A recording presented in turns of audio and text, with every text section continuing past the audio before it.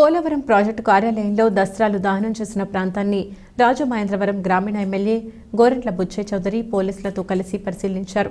అక్కడ పూర్తిగా కాలిన పత్రాలను సీల్ చేయాలని పోలీసులకు సూచించారు. సమగ్ర దర్యాప్తు చేసి బాధితులపై చర్యలు తీసుకుంటామని స్పష్టం చేశారు. ఈ సందర్భంగా ఆయన మాట్లాడుతూ గత ప్రభుత్వంలో ఉన్న అధికారులను బదిలీ చేయకపోతే ఇలాంటి ఘటనలకే పాల్పడతారని, ఈ విషయంలో ప్రభుత్వం ఇప్పటికే ఆలస్యం చేసిందని వ్యాఖ్యానించారు. పోలవరం ప్రాజెక్టు నిర్వాసితులకు సంబంధించిన పరిహారం, ఇతర వివరాలతో ఉన్న దస్త్రాలు కూడా కాలిన వాటిలో ఉన్నాయన్నారు.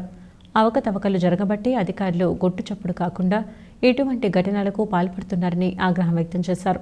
ఇటీవల మంత్రి కందుల దుర్గేష్, కలెక్టర్ ప్రశాంతి సమక్షంలో జరిగిన సమావేశంలో కూడా గతంలో జరిగిన భూదందాలకు కారకులైన రెవెన్యూ ఉన్నతాధికారులపై చర్యలు తీసుకోవాలని సూచించడం జరిగిందన్నారు. ఇరిగేషన్ భూములను చాలా వరకు అన్యాక్రాంతం చేసేశారని మండిపడ్డారు.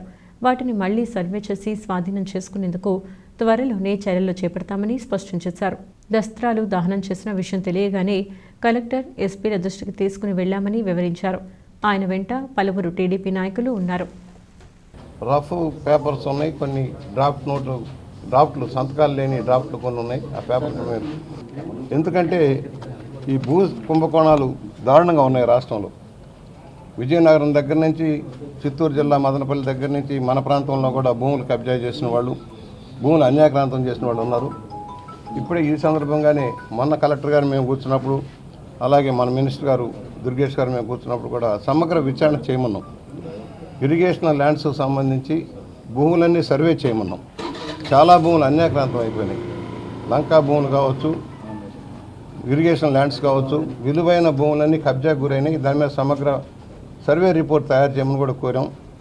వాళ్ళు ఎందుకంటే ఏదైనా ఒక ప్రభుత్వ కార్యాలయం పెట్టిన స్థలం దొరకని పరిస్థితి, మళ్ళీ భూములు కొనుక్కోవాల్సిన పరిస్థితి, మన భూములు మనకుండి మన ఉపయోగం లేని పరిస్థితి ఉంది. సర్వే చేయమన్నాం. మన దుర్గేష్ గారు మేము టూరిజం దాని మీద కూడా చేసినప్పుడు చెప్పాం. వాళ్ళ ఇక్కడ సంబంధించి అక్కడ ఎవరైతే సూపరింటెండెంట్ కుమారి గారు ఉన్నారు, ఆమె బాధ్యత తీసుకోవాల్సిన అవసరం ఉంటుంది. ఆమె కూడా ఇదే జరిగిందని చెప్తుంది. విచారణ చేయనియండి.